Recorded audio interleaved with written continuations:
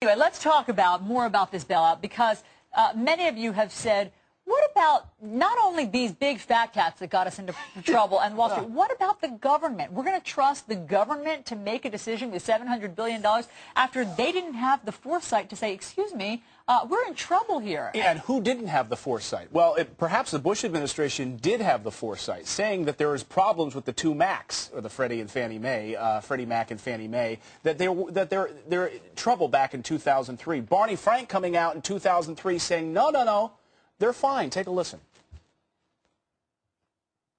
In my view, the two government-sponsored enterprises we talk about here, Fannie Mae and Freddie Mac, are not in a crisis.